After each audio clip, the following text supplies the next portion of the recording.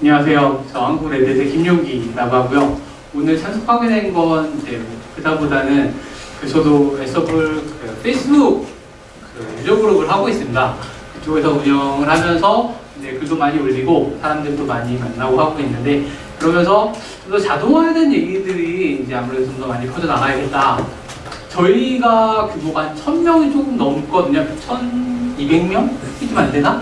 뭐 그 정도까지 이제 많이 컸어요. 근데 뭐 사실 오픈스택 커뮤니티나 뭐 이런 데는 워낙 더 많으시니까 이런 자리에 오면은 더 많이 애서블 또 자동화, IT 자동화에 대해 알릴 수 있겠다 라고 생각을 하고 왔는데 썰렁.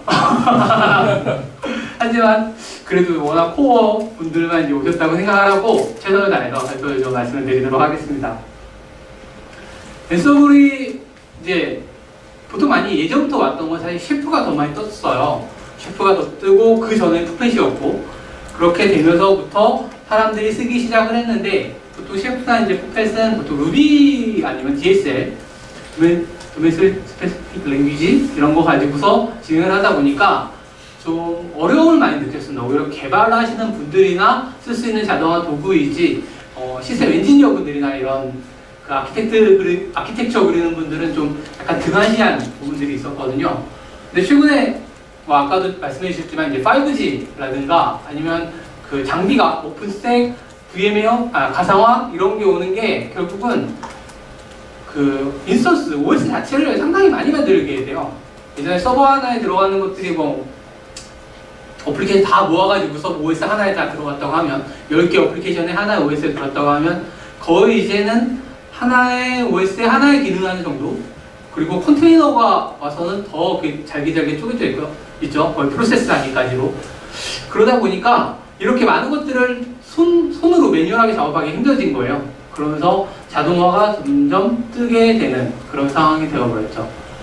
그래서 애서블은 사실 이게 그 루비 같은 이런 랭귀지는 아니고 야물 형식으로 되어 있습니다. 좀 이따 그 개발하는 코드는 좀 일부 조금씩 스니핏으로 보여드리게 될 텐데, 사람들이 가장 늦게 생겨났지만 가장 어리지만 벌써 이제 50만 그 다운로드를 월간 하고 있고, 그 다음에 깃허브에서 그 좋아요 누르는 거죠. 좋아요가 이제 31,000개 정도씩 이상씩 계속 받고 있는 그런 핫한 프로젝트 중에 하나고요. 특히나 가운데에 있는 게 중요합니다. 제가 한 3, 4년 전에 했을 때만 해도 저 모듈이 400개 정도였었는데 지금은 1900개 이상까지 올라갔어요. 근데 저 1900개라는 게 뭐냐고 하면, 저 모듈이라는 게 뭐냐고 하면 결국은 라이브러리거든요. 프로그래밍 랭귀지를 쓸 때 얼마나 많은 라이브러리를 제공하냐가 사실 중요한 판단 도구 중에 하나가 될 텐데, 이제 저만큼 빨리 성숙을 하고 있고 사람들이 많이 쓰고 있기 때문에 오히려 더 좋은, 그러니까 또 쉽게 쓸 수 있는 그런 분야가 될 수 있을 거라고 봅니다. 그 프로그래밍 랭귀지 하니까 생각하는데, 최근에 많이 레딧이나 이런 데서 선거는 아니고 투표 같은 걸 하잖아요. 얼마나 많은 가장 핫한 프로그래밍 랭귀지가 뭐냐 라고 하면 기존에 다 자바, 우리나라도 아직 자바가 많이 크긴 하지만 최근엔 다 파이썬으로 바뀌었죠. 그러면서 파이썬에 대한 라이브러리를 상당히 많이 있게 되고, 근데 그 가장 큰 이유 중에 하나가 최근에 이제 빅데이터나 아니면 AI 관련된 그 모듈들이 대부분이 파이썬으로 개발되고 있고, 테스프로나 이런 것들도 기본 연동하기 위해서는 다 파이썬 라이브러리를 쓰고 있기 때문이다라고 좀 말을 많이 하고 있더라고요. 근데 애서블도 역시 파이썬 기반으로 만들어졌어요. 그만큼 이제 사람들이 좀 파이썬이 좀 편하죠, 사실 쓰기는. 그리고 칸 들여 쓰기 때문에 귀찮기는 하지만 그럼에도 불구하고 좀 육안으로 보여지기는 좋기 때문에 좋고, 애서블은 그 동일한 걸 갖고 왔습니다. 그래서 보통 제이슨과 같은 파이썬의 야물을 쓰게 돼요. 그래서 야물을 가지고 하게 되고 키밸류가 되겠죠. 야물이다 보니까. 그렇게 되면서 이제 좀 적용하기가 쉽게 하게 되고, 사람들이 뭐 코딩을 일반적으로 하는 것처럼 할 필요가 없습니다. 그렇게 되고 더 큰 건 사실 이 부분이에요. 에이전트가 없다는 부분. 그래서 별도로 에이전트를 깔지 않고 SSH나 윈도우즈 같은 경우에는 윈RM, 그러니까 윈도우 리모트 매니지먼트 그 서비스만 올리게 되면 충분히 엮어서 사용이 가능하시게 됩니다. 어떤 작동 방식은 이 호스트 하고 네트워크 장비들 이런 것들을 다 인벤토리라는 곳으로 집어넣게 되고요. 그리고 플레이북이라고 하는 야물로 쓴 코드를 작성하게 됩니다. 코드를 가지고 작성을 하게 되면 이거를 코드를 해석을 해서 모듈까지 만들어지게 되겠죠. 모듈까지 만들어지게 되고 해석을 해서 여기서 딱 실행을 시키면 SSH 속에서 들어오게 되고 그 다음에는 여기서 변화가 이루어지게 되는 겁니다. 근데 제가 이제 SOV 프로젝트를 사실 최근에 하고 있으면 이 자동화라는 거에 대한 환상을 또 많이 가지시더라고요. 이제 다사나 고객분들이나 뭐 이런 쪽에서는 오히려 자동화라고 하니까 이것도 다 자동화해서 만들어줘 라고 하는 것처럼 아예 새로운 무언가를 만드는 어떤 SI성 작업까지 요구를 하고 계시는 경우가 많이 있어요. 근데 이제 자동화 쪽을 좀 해보신 분도 있을 거고 안 해보신 분들도 있을 것 같은데 하다 보면 결국 자동화라고 해서 매뉴얼 작업이 항상 필요합니다. 수작업을 했었을 때 어떤 방식, 어떤 프로시저를 타서 진행이 됐고 이것들을 묶어서 스크립트처럼 만드는 방식이 필요하게 되는 건데 아예 처음부터 무언가 새로운 걸 만들어내라 라고 하면 거기에는 적합한 언어는 아니에요. 그렇기 때문에 항상 매뉴얼 작업이 먼저 있어야 자동화 가능하다 라는 것들을 좀 명심하고 그 다음에 이제 수작업이 들어가면 좋을 것 같습니다. 코드를 좀 보여드릴게요. 아까 쉽다고 말씀드렸었는데 결국 맨 위에 호스트 웹이라고 거 있죠. 그리고 네임이라고 하는 게 사실 이게 주석처럼 쓰이는데 저 네임이라는 부분 자체가 결국은 코드를 해석하는 부분입니다. 그래서 해석한다기보다는 그 명령이 실행되면 저게 주석처럼 남게 돼요. 로그로. 그래서 하나의 블럭씩 진행이 되고 어떤 서버에 루트로 쓰고 베리어블은 HTTP는 80이다 라고 그 다음 테스트라고 선언되는 부분부터 쭉 작업이 진행됩니다. 그래서 HTTP 패키지를 염으로 설치를 해라. 그 다음에 밑에는 저 인덱스 HTML을 어딘가에서 빠따따따 HTML에 카피를 해놔라 등등을 작업시키는 거죠. 근데 이런 자동화 도구의 가장 큰 장점은 이렇게 일목요연하게 한 번에 작업을 수행시킬 수 있게 하는 것도 있지만 더 큰 거는 여러 대의 서버에 실행을 시킬 수 있다는 거예요. 그래서 한 10대, 20대, 100대까지도 동시에 동일한 명령을 실행시키고 이것들에 대한 결과를 한 번에 받아올 수 있게 한다는 거. 병렬로 처리할 수 있다는 거. 그게 가장 중요하게 되고요. 그리고 일부러 좀 크게 써놨습니다. 선언형 방식이에요. 아까 말씀하실 때 하시콥의 테라폼 잠깐 말씀해 주신 적이 있는데 그 하시콥을 테라폼이라는 것도 마찬가지고 다른 솔루션도 마찬가지고 선언형 방식이 됩니다. 그 이유가 뭐냐면 너는 코드를 짠 이 형태대로 있어야 돼 라고 하는 거예요. 이 개념을 가지고 있으면 플레이북 짜기 되게 쉬워집니다. 그래서 보통 여기서도 이제 서비스를 스타티드 맨 마지막에 되겠죠. 스타티드라고 하는 것도 자체가 설치가 시작이 되어 있어야 돼. 아니면 인스톨드 뭐 이런 식으로 보통 선언이 되게 됩니다. 그래서 선언을 해놓으면 그대로 진행이 되는 그런 방식이다. 이고요. 제가 SOV에 대한 코드를 좀 몇 가지 설명을 드리고 그 다음에는 오픈스텝과 연계되는 부분, 그 다음에 이제 IAC가 인프라스트럭처의 코드잖아요. 이것들을 했었을 때 어떤 방식으로 가는 게 좋은가 하는 그런 것들을 좀 차례대로 말씀을 드릴게요. SOV에 대한 부분을 그래서 약간 지금 설명을 드리고 있는 거고요. 그래서 코드를 보게 되면 이제 웹이랑 호스트 저 부분이 어떤 애들한테 실행될 거다. 저거는 웹서버 한 대가 아니라 웹 그룹에서 웹1, 웹2에서 웹n까지 갈 수 있는 부분이 되겠고 비컴은 슈퍼유저로 되어 있어야 한다. 뭔가 설치라고 서비스를 띄우기 위해서는 슈퍼유저가 필요하죠. 루트가. 그래서 그 계정이 되어야 된다라는 걸 보고 있고요.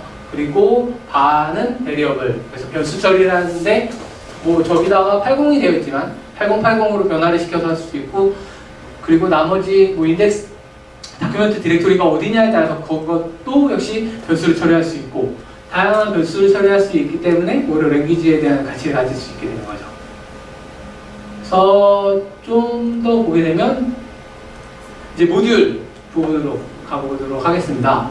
아까 1900개 이상의 모듈이라고 말씀드렸잖아요. 그래서 이제 AWS라든가 애저라든가 이런 그 퍼블릭 클라우드 쪽에 대한 부분들도 제공을 하고 있고 그렇게 됐다는 얘기는 그런 퍼블릭 클라우드 위에서 VM 생성하거나 설정 변경, 네트워크 새로 만들거나 근데 최근에 저는 이제 오픈셀을 가지고 많이 프로젝트를 했어요. 저희 회사가 아무래도 오픈스택에 대한 설치 부분들을 많이 제공을 하고 있으니까 하다 보면 고객 쪽에서는 그 오픈스택과 자동화를 연계하는 부분에 대해서 상당히 많은 관심을 갖고 계십니다. 가장 힘들어하는 부분은 오픈스택에서 그 관리 콘솔 부분이었어요. 그래서 어떻게 하면 좀 편하게 관리할 수 있는 UI를 보여줄 수 있냐, 아니면 미터링을 보여주는, 과금을 보여줄 수 있는 이런 부분이 있냐에 대한 요청이 많이 와서 저희가 다른 업체하고 손잡고서 그 업체에 맞게 포탈도 만들고 클라우드 포탈 같은 거 만들어드리고 했었었는데, 이게 아직은 호라이즌만 가지고는 사실 그 부족한 게 있잖아요. 물론 호라이즌도 충분한데 이게 진짜 웃긴 것 같아요. 이게 AWS나 아니면 애저를 쓰게 되면 그 고객이나 아니면 사람들이 사용을 할 때 내가 이만큼 기능을 알아서 내가 만들어서 인스턴스 만들어 쓸 수 있어. 네트워크는 이렇게 해서 내가 마음대로 쓸 수 있어. 라고 스스로 배워서 하고 자랑스럽게 생각을 해요. 근데 오픈스택을 가지고 할 때는 좀 자기가 직접 해서 뭔가 알려고 하는 것보다는 왜 벤더나 아니면 왜 업체가 안 해줘? 라는 식에 대한 생각을 많이 갖고 있더라고요. 내가 꼭 이것까지 해야 돼. 나는 그냥 VM만 만들어서 쓰고 싶어. 네트워크까지, 로드 밸런서까지 굳이 이거는 너네가 직접 아니면 사용하기 편하게 해줘야 되는 거 아니야 라는 식에 대한 이런 생각을 많이 하고 계시더라고요. 이 부분들을 좀 많이 설득을 하고 고객과 많은 대화와 싸움과 투쟁을 하고는 있지만, 사실 엔터프라이즈 고객 쪽에서 이런 것들을 받아들이고 하는 부분들이 또 이런 오픈스택 커뮤니티 기반에 대한 그런 지식이 없는 분들은 다가가기가 쉽지는 않은 것 같습니다. 어쨌든 아까는 엎드리를 좀 했고요. 이제 좀 더 가다 보면 요즘은 네트워크 장비까지 사실 많이 관리가 되고 있습니다. 그래서 NFV라고 하는 게 결국은 단말기 같은 또는 이제 네트워크로 연결되어 있는 IoT라든가 이런 것들을 다 커버할 수 있을 만큼의 밴드위스 확보와 그다음에 액세스 포인트, 애드 포인트를 가질 수 있어야 된다는 걸 보거든요. 그러면 그만큼 하드웨어 장비도 많이 들어가게 되고 그만큼 돈벌이가 되게 되겠죠. 왜냐하면 장비가 많이 나가니까. 그리고 사용할 수 있는 그 커버도 다 돼야 되고. 근데 예전에는 다 그걸 물리적인 장비, 어플라이언스로 진행을 했었다고 하면 너무 많아지다 보니까 이제는 통신사 쪽에서도 그 VM을 많이 사용을 하고 계십니다. 그런 망 쪽. 사실 코어망과 데이터는 거의 통신에서도 분리되어 있는 거잖아요. 거의 서로 다른 종족, 인류가 서로 다른, 아예 스피시즈가 다른데, 최근에 이런 망 쪽에 계신 분들도 IT에 대해서 관심을 상당히 많이 가지고 계세요. 왜냐하면 VM도 띄워야 되고 모든 인스턴스가 이제 VNF 형태로 올라가야 되다 보니까, 그리고 이것들을 자동화해서 관리하는 게 필요하다고 하다 보니까 네트워크 장비까지 같이 관리할 수 있는 그런 솔루션들을 많이 찾고 있는 게 요즘 현실입니다. 그럼 몇 가지 유즈 케이스를 좀 네트워크 쪽에서 말씀을 드렸는데, 그런 파이어월이든가 로드 밸런서 이런 부분들도 관리가 되는 게 필요한 거고, 근데 결국 최근에는 데브옵스가 많이 나오고 있죠. 최종 서비스가 되어야 하고 이것들을 얼마나 끝까지 살릴 수 있냐가 가장 큰 관건이 됩니다. 그렇게 되면 어플리케이션단부터 그 다음에 그 밑에 OS가 아닌 컨테이너 프로세스를 띄우는 이런 것들, 그 다음에 이것과 REST API로 연동되어 있는 DB와 연계성, 그리고 거기다 컨피그 어레인지먼트, 이런 것들이 하나하나가 묶여져서 보여지게 돼요. 가장 중요한 게 여기서 네트워크, 스토리지, 컴퓨트, 그 다음에 어플리케이션, 이런 모든 부분들이 다 유기적으로 연동될 수 있는 그런 방안을 가장 많이 찾고 있습니다. 그래서 표현하고 있는 게 또 오케스트레이션이라는 말 자체가 나오는 것도 이런 연계성은 중요하기 때문에 많이 생긴 분들이 많으라고 봅니다. 정하고 싶었던 건 이 얘기였습니다. 이 오픈스택 매니지먼트를 코드로 해야 된다라는 부분이었고요. 보통 이제 네트워크 오픈스택을 설치하고 설치 부분은 이제 다 됐다고 하고, 이제 설정에 들어가던 맨 먼저 하는 부분이 사실 네트워크를 생성하는 부분이죠. 네트워크 생성을 하고 여기에 걸맞게 글래스 이미지도 올려놓고, 그다음에 신도 쪽에 대한 연계성도 스토리지 어떻게 쓸지 이것도 좀 잡아놓고, 그리고 시큐리티 그룹이라든가 아니면 플레이버 쪽 이런 설정들 하나하나가 사실 수작업으로 좀 되어야 될 필요가 있습니다. 최초에는 하기는 싫긴 하겠지만 어쨌든 꼭 해야 되는 작업이니까 필요한 거고, 그러다 보면 이 작업을 할 때 꼭 똑같은 작업을 계속해야 되는 경우가 있어요. 물론 예전에 이제 S사에서 클라우드를 한다고 이제 오픈스택 가지고서 같이 한 적이 있었어요. 그때 할 때도 스크립트를 정말 많이 만들어왔어요. 거기도 그 소스 코드도 바꾸고, 그때 S사가 오픈스택 컨트리뷰션이 3위인가 3위 아니면 5위까지 올라간 적이 있었어요. 그만큼 그쪽에 개발 많이 한 게 아니라 개발한 사람들을 많이 뽑아냈죠, 외국에서. 그래서 이제 컨트리뷰션을 많이 올려놨었는데, 그러다가 적으면서부터 이제 그 S사에서 이제 컨트리뷰션이 많이 떨어지게 됐어요. 그게 킬로 이전 버전까지 아마 그랬던 걸로 제가 기억을 하고 있고요. 근데 이제 대규모로 하려고 하다 보니까 결국은 다 배시로 스크립트를 다 짜가지고 그런 네트워크 만드는 부분, 그 다음에 글래스 이미지 올리는 부분들에 대해서, 아니면 그 이미지 변환하는 부분들, 이런 것들도 다 스크립트로 만들어서 했었죠. 근데 가장 어려움을 겪는 부분이 글래스 이미지 만드는 부분이었어요. 왜냐하면 형상이 계속 바뀌고, 그다음에 요청하는 것들이 계속 바뀌다 보니까 이것들을 그때그때마다 그 고객이 요청하는 부분들을 다 거의 새로 만들어주는 형식으로 하다 보니까 좀 문제가 많이 됐던 걸로 봤습니다. 그래서 스크립트를 만들게 됐고, 근데 스크립트보다는 이런 좀 SW나 이런 코드를 가지고 하게 되면 훨씬 재사용률을 높아지게 할 수가 있어요. 보통 이런 DNS 네임 하나 잘못 만나도 네트워크 통신 제대로 안 되죠. 왜냐면은 DHCP로 받아오는 네트워크가 안 되다 보니까 IP를 못 받아오게 되는 거고, 그 다음에 네트워크 이름이라든가 서브넷만 잘못된다 하더라도 큰 네트워크 자체가 안 되니까 뭐 문제가 많아져서 아예 카피 페이스트 할 수 있는 방식으로 또는 재사용할 수 있는 방식으로 코드로 만들어 놓게 되면 훨씬 좋다라는 걸 느끼게 됐고요. 그래서 네트워크 쪽 생성할 때 이 부분을 가장 많이 썼고, 또 하나가 시큐리티 그룹이었습니다. 생각보다 시큐리티 그룹을 그 서비스별로 다 만들어 놓게 되잖아요. 그럼 만들어 놓게 되면 얘를 소위 말하는 복사해서 붙여넣기 하는 부분들이 사실 쉽지가 않습니다. 그래서 이 부분들이 왜 안 돼?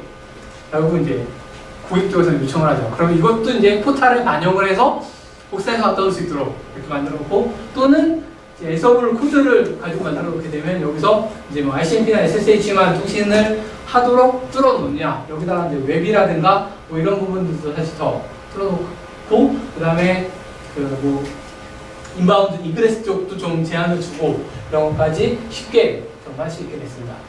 근데 더 귀찮았던 부분들이 사실 플레이버 쪽이었어요. 플레이버가 언젠가부터 에디트가 안 되더라고요. 에디트하는 기능이 없어지게 됐고, 이것도 아예 처음부터 새로 다 수작업으로 아니면 스크립트 명령어로 넣거나 아니면 호라이즌 들어가지고 저렇게 넣어야 됐어요. 이게 좀, 이거는 좀 제가 시큐리티 그룹 쪽을 잘못 카피해서 넣었는데, 플레이버 쪽도 거의 유사하게 뭐 CPU가 얼마냐, 메모리가 얼마냐 하는 부분들을 적어 놓게 되면 충분히 복사해서 또는 재사용이 가능해지게 됩니다. 그래서 이렇게 매니지먼트 쪽에 중요한 점은 재사용을 할 수 있다는 거고요. 재사용하는 것보다 더 좋은 건 이것들을 워크플로우로 묶어놓게 되면 한 번에 처리가 가능하다는 겁니다. 그러면 오픈스택의 인프라를 구성을 하고 사람들한테 너는 이제부터는 인스턴스만 띄워서 쓰면 돼 라고 하는 정도까지 배포할 수 있는 걸 수작업이 아니라 저런 뭐 버튼형이 됐든 아니면은 이런 자동화 뭐 API를 통하든 방식을 통해서 사용자 요청을 바로 만들 수 있도록 하는 게 가능해지게 되는 것입니다. 그래서 오픈스택과 자동화는 반드시 묶어서 써야만 고객한테 욕을 덜 먹는다. 얘기입니다. 코드 인스턴스 배포하는 부분을 볼게요. 지금까지는 이제 그 주변에 인스턴스 배포하기 전에 필요한 내용들에 대해 말씀을 드렸는데, 이제는 코드 배포인데 좀 세 가지를 좀 봤습니다. 저희가 좀 가장 많이 익숙한 히트, 그 다음에 아까 하시콤의 테라폼. 사실 저도 테라폼을 되게 좋아하고, 그 다음에 하시콤 제품들을 되게 좋아해요.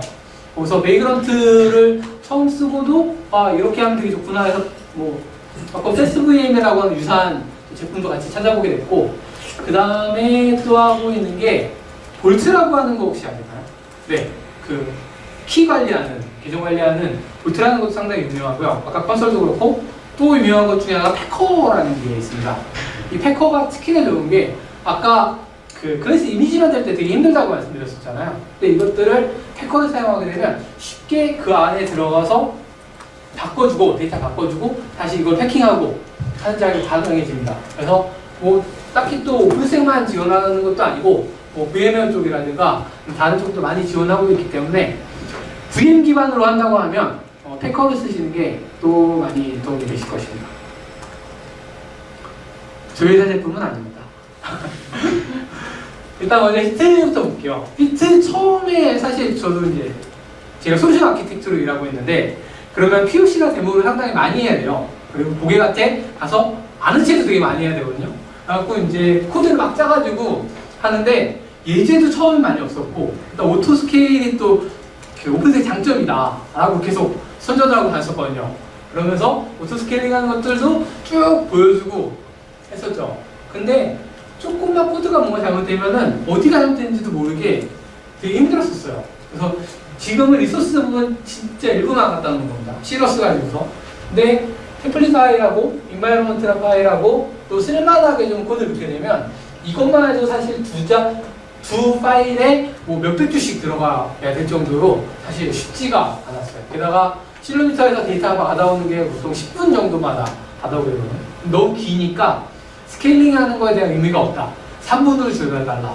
3분으로 하면 이게 데이터 어떻게 할래? 그러면은 성능에 영향이 없게 해달라.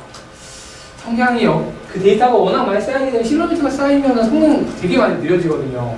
그것들을 감수하고 또 그런 시간에 대한 부분도 충족시키기 위해서 또 밤을 샜던 그런 기억들이 있는데 어쨌든 그래서 물론 오토스케일용으로 쓸 필요는 없습니다. 이거를 가령 J사의 그 VNF 배포하고 하는데 다 히트까지 하고 있고요. 컨트레이 같은 거. 그 다음에 다른 업체에서의 그 오픈스택 그 배포하는 것들은 다 최근에 히트 가지고 하고 있습니다. 그만큼 배포하고 오토스케일용만 아니고 그 배포를 연관돼서 하게 될 경우에는 히트가 아직도 상당히 많이 표준으로 사용하고 있다. 입니다. 그리고 설정은 어렵지만 한번 익숙해지면 또 나름대로 쓸만하고요. 이제 그 다음 테라폼입니다. 얘는 히트는 야물 형식이지만 테라폼은 TF 형식이에요. 그냥 이것도 역시 DSL이에요. 자체 전용 언어를 사용하고 있는 거예요. 근데 눈으로 보면 되게 쉽습니다. 이 하시콥이라는 회사가 일본 사람이 만든 거거든요. 루비도 일본 사람이 만들었잖아요. 그런 것처럼 루비 기반을 많이 채용을 하고 있어요. 그래서 보면 루비랑 되게 비슷한 느낌을 되게 많이 갖고 베이그런트의 스크립트 만드는 것도 루비 기반으로 거의 되어 있습니다. 그래서 한번 루비, 저는 파이썬을 좀 오래 해왔었고 또 루비라는 하시는 이제 개발자분이 있었는데 둘이 포문 가지고도 되게 많이 싸웠어요. 이게 포문 돌리는 것만 가지고 거기랑도 워낙 차이가 많이 꼭스 안에서 막 돌린다고 하고 이게 뭔지 헷갈렸었는데 어쨌든 익숙해지니까 편하긴 하더라고요. 여기도 사실 되게 직관적입니다. 내용 자체가. TF 형식이긴 하지만 내용에 들어가는 것들이 거의 변수 주고 그 변수를 박아놓으면 이거 선언만 하면 돼. 선언형 방식인 거고요. 선언형 방식을 하면 여기에 맞는 인스턴스가 만들어지고 인스턴스뿐만이 아니라 아까 말씀드렸던 네트워크, 그 다음에 뭐 신더 붙이고 그 다음에 뭐 글래스, SG 등등 하는 것들이 다 거의 키페어 가이드, 네, 다 자동으로 만들어질 수 있도록 구성이 가능해집니다. 거의 엔서브하고 유사할 정도예요. 큰 차이는 안 납니다. 대신에 아까 그 부분은 테라폼 같은 경우는 배포 전문으로 사용하고 있고 단순하게 오픈스택만이 아니라 뭐 다 여러 가지 사용 퍼블릭 클라우드 쪽 그런 부분들도 많이 지원을 하고 있기 때문에 안정성 배포만 가지고 본다면 그쪽이 더 낫다라고 사실 볼 수는 있습니다. 근데 서브하고 연동은 공식적으로는 되고 있진 않아요. 그 부분이. 그래서 이제 아예 서브만 가지고 짠다고 하면 이런 거 저런 거 안 쓰고 한다고 하면 이걸로 리소스 만들고 그 다음에 유저 데이터 들어가게 되죠. 그럼 여기서도 사실 유저 데이터로 배시로 출하는 게 아니라 배시에서 서버 자체 가지고 수출하게 됩니다. 그러면 이 인스턴스가 뜨고 만들어지고 이 안에 역할을 뭐 웹서버든 마스든 DB든 자기가 필요로 하는 롤을 가지고서 구성이 가능하게 되죠. 그러면 설치 배포부터 설치부터 이제 배포하는 것까지. 그래서 생성, 설치, 배포, 컨피그까지 그리고 뭐 웹 DB의 연동 이런 부분까지 충분히 다 가능해질 수 있게 돼요. 그런 장점이 가지고 있는 겁니다. 제가 그래서 예전에 한번 재봤었어요. 실제로 썼을 때 그냥 하나하나 눌러서 하고 그 다음에 하면 한 몇 시간 걸리는 게 이제 자동화를 시켜놓고 웹아스DB 한 10대 정도를 배포하고 하는데도 제 20분이 안 걸리는 시간에서 다 구성이 가능했고, 그래서 아파치에다가 그 다음에 툼캣에다가 그 다음에 PGSQL, 포스트그레스QL 연동하고 개발자는 코드만 올려놓게 그 정도 구현까지 하는데 거의 뜨는 시간이 20분 정도 안에 다 구성이 완료가 됐었습니다.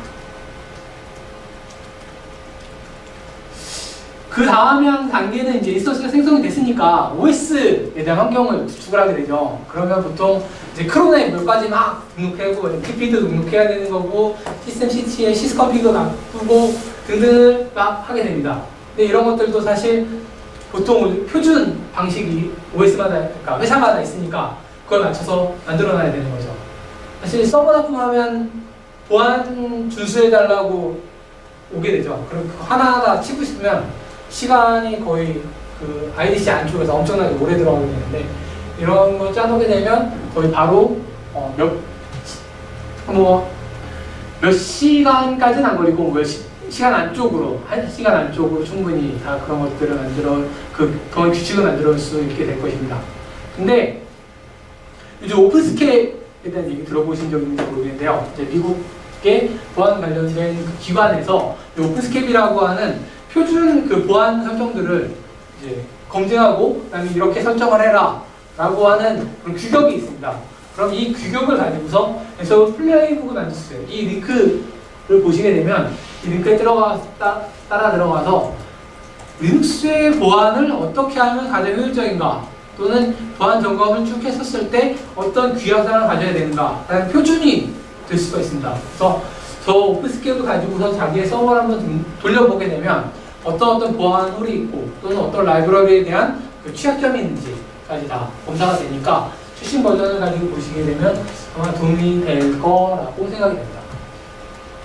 사실 예전에는 저거 다 돈 받고 하는 서비스였었잖아요. 그래서 전문 보안 컨설팅 업체한테 받아서 했는데, 최근에 저기다 이제 좀 사용자가 사용할 수 있도록 오픈이 되어서 좀 괜찮은 것 같습니다.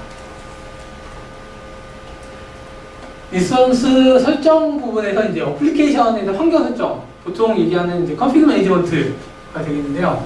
이제 컨피그레이션 매니지먼트를 가장 많이 하는 부분들이 결국은 와스하고 웹 또는 와스하고 DB 간의 데이터 소스 연동하는 커넥션 풀 설정 부분들, 아니면은 모드J 컴프, APJ 12에 대한 설정 부분들, 와스 기록하고, 이게 설치될 때 와스의 IP를 받아와서 그 IP를 등록을 해주고, 그 다음에 DB의 IP가 뭔지를 자동으로 알아서 등록을 해주고, 이런 부분들이 필요하게 됩니다. 그럼 이것들을 아까 얘기한 변수를 가지고 처리를 하게 되면 훨씬 쉽게 이제 이렇게 등록이 가능하도록 만들어놨던 제 예제였고요. 그런데 이때 사용하는 게 사실 저 템플릿이라는 모듈입니다. 저 상단에 스탠더얼론 XML 템플릿이라고 표현되어 있는데, 템플릿이 이제 진자2 템플릿입니다. 진자가 이제 일본의 신사를 의미하는 건데요. 그런 것처럼 뼈대를 만들어 놓고 중간중간에 대한 부분들만 이렇게 변수를 넣게 되면 보통 이렇게 더블 브레이스, 콜드 브레이스 주가로가 다 진자 변수라고 보시면 됩니다. 그럼 변수 처리를 이렇게 하면 자동으로 갖고 와서 이제 XML, 스탠더얼론 XML을 바꿔준다 라고 보시면 됩니다. 배포가 되면서 DB IP 자동으로 갖고 오고 와스의 IP를 자동으로 갖고 와서 이 안을 채워주게 됩니다. 이때 템플릿을 많이 사용을 하게 돼요. httpd.conf 수정할 때도 저 템플릿 사용해서 하면 훨씬 편해집니다. 그렇게 되고 또 하나가 제가 이제 엘모사에 가서 이제 데모를 할 때였는데, 그때는 거기가 빅데이터 팀이었어요. 그래서 하드볼 계속 설치를 해야 되는데 이거 한번 설치할 때마다 시간이 너무 오래 걸린다고 한 번 설치할 수 있는 방법이 없냐 물어봤죠. 근데 저는 사실 그런 한쪽 설치하는 부분들은 사실 잘 몰랐었거든요. 그래서 앤서블 갤럭시가 찾아봤습니다. 그랬더니 몇 가지가 쭉 있더라고요.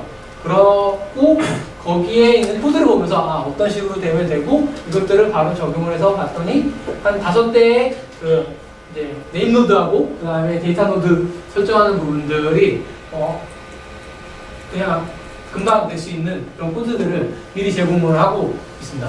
갤럭시는 다커버랑 거의 비슷하다고 보시면 돼요.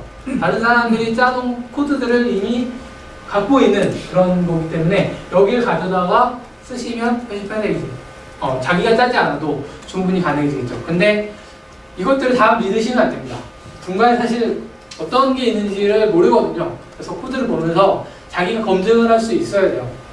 그리고 나서 적용을 해야지 무조건 갖다 썼다가는 나중에 원하지 않는 결과를 보실 수 있게 됩니다. 그러면 마지막으로 이제 그럼 사용자, 개발자가 어플리케이션을 배포를 하는 거에 대한 자동화도 필요하게 되겠죠. 그 배포하는 부분들은 동영상을 갖고 나왔습니다. We log in Jenkins. You can see that 2 projects were configured, Web App Dev and Deploy App. The first project is responsible to build and test our web application whenever a push is detected on GitHub. 깃에서 그 커밋을 누르게 되면 그거 인식해서 If we look at its 자동으로 configuration, 빌드를 하고 this is the GitHub URL for our web application. 서버 쪽에다가 배포까지 하는 그런 과정을 So 한 번에 할 수 monitoring 있도록 for GitHub push. The build action, which is set up and responsible to build, test, package the application. And finally, when successful, how a post-build action calls our second Jenkins project deployer. 그럼 웹앱 내부라고 하는 So 잡은 let's have a look at 빌드를 the 하게 되고 configuration of deployer. 그 다음에 끝나고 나서 디플로이업을 진행하게 돼요. 그래서 This 디플로이업을 project 보면 simply deploys the web application to our instances using Ansible Tower. 실제 We use the 서버를 Tower CLI 이용해서 command line tool from the Jenkins host to perform 특정 a call to 서버에 Ansible 빌드된 Tower. 바이너리를 갖다 놓게 되는 작업을 앤서블 타워에서 진행합니다. 앤서블은 Let's 손발이라고 become the 보시면 돼요. and make 머리는 some 제니스가 하는 changes to the web 거고요. application. 실제 작업을 카피해놓고 그냥 데모를 제시하시고 We can 하는 edit 부분들을 our 다 main page and 앤서블이 하는 external 거라고 HTML 보시면 됩니다. 그래서 깃에 들어가서 and change some text in the navigation header. 헤더 부분을 Let's go ahead 오썸으로 and commit this 이제 바꾸게 change to 되는 master. 거고요. 바꾸고 커밋을 누르면 On the push, Jenkins kicks off a web app dev project that builds, tests, and packages the application. If successful, the second project gets launched, as you can see now. This performs a call to Ansible Tower 해서 to launch our deployment job template via the Tower CLI. If we switch back to Tower, under the job activity, we can see that the deployment job template was run successfully.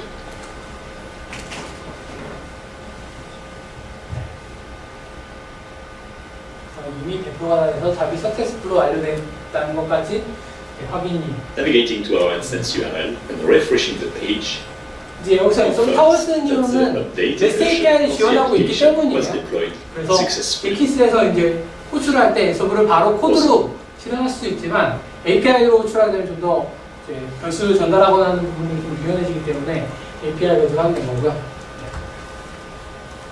사실 최근에 고객사가 발표를 할 때 인프라 얘기하고 막 이러면은 별로 안 좋아하고 다 대부 얘기하고 돈 되는 얘기하면 상당히 관심 많이 갖더라고요. 데브옵스 얘기, 얼마나 빨리 서비스를 진행할 수 있느냐. 사람들이 다 이런 거에 많이 관심을 갖고 저희가 하고 있는 인프라에 대한 얘기나 좀 근본적인 내용에 대해서는 많이 신경을 안 쓰고 있다는 생각이 들어서 소외감도 느끼고 있네요. 네, 그래서 마지막으로 이제 빨리 말씀드리겠습니다. 그 IAC 인프라스트럭처 이런 코드를 구현하기 위해서는 직접 텔넷에 들어가서 하는 부분 최소화하셔야 돼요. 그리고 무조건 코드를 가지고 애플 해야만 문제가 안 생깁니다. 항상 빌드를 했었을 때 그리고 변경 작업을 한 번에 한다고 하면 꼭 몇 대씩 빠져요. 그런 애들은 항상 나중에 이것 때문에 긴급 조치하는 애들, 이런 애들은 항상 문제가 생기게 됩니다. 긴급 조치를 했다 하더라도 그걸 바로 코드를 또 전환시키는 그런 과정을 거쳐야 되기 때문에 최대한 코드를 모두게 제어가 된다는 걸 확신하는 상태로 최신화시키는 게 중요하게 됩니다. 또 하나가 셀프 다큐멘테이션. 그러니까 다큐멘테이션이 잘 되어 있어야 되는 거죠. 근데 서버는 그 네임이라고 하는 다음에는 주석 부분이 다큐멘트 자체가 되기 때문에 오히려 다큐멘트와 코드가 일원화되어 있다라고 보시면 되지만 그것도 바꿔놓고 안 바꿀 수도 있어요. 그러니까 코드는 바꾸고 위에 주석은 안 바꾸고. 그래서 항상 그 부분들을 코드와 주석 부분들을 일치시켜서 항상 해놔야 된다는 게 중요하고요. 그리고 버저닝이 돼야 된다는 얘기는 원복을 위해서 필요하게 되는 거고요. 원복에 대한 이런 부분들을 잘하기 위해선 깃에 올려놓고 쓰시는 게 가장 좋습니다. 그래서 깃 같은 곳에 올려놔서 이 인프라스트럭처에 관한 코드 자체도 어차피 코드이기 때문에 코드를 관리하는 툴을 쓰는 게 가장 좋습니다. 그리고 마지막으로는 항상 테스트, 그리고 계속 만지고 다듬어야 된다. 만지고 다듬지 않으면 이 코드는 나중에는 못 써버리게 돼요. 그리고 가장 중요한 부분은 테스트 자동화. 테스트 자동화도 정말 필요합니다. 그 빌드가 되고 어플리케이션 완료가 됐었을 때 이걸 인프라에 적용하면 얼마나 정상적으로 돌아가는지에 대해서도 테스트하는 부분도 QA 과정까지도 사실 자동화할 수 있는 걸 하면 가장 좋게 됩니다. 그래서 이 부분들은 앤서블은 잊어도 이 부분들을 기억하고 이 네 가지 부분들을 기억하고 계시면 나중에 어떤 도구를 가지고 그 IAC를 구축하더라도 충분히 좀 도움이 많이 될 거라고 생각됩니다. 그리고 마지막으로 광고는 역시 이제 앤서블 유저 그룹이 있는데요. 활동을 하고 있고 많이 참여해 주시면 고맙겠고요. 네, 그리고 여기 사용된 코드들은 다 제 깃허브에 좀 올려놨습니다. 제가 직접 짠 것들이 많아서 저 맨 위에 색깔 다른 부분에 들어가서 보시면 좀 도움이 참고할 만한 코드들이 많이 있으니까 보시면 되고 밑에 부분들은 공식적으로 이그젠플들이니까 저보다 다 좀 공들여서 짠 부분들이 많습니다. 그래서 저 부분들도 도움이 많이 될 거라고 생각됩니다. 네, 그럼 여기까지 해서 마치도록 하겠습니다. 감사합니다.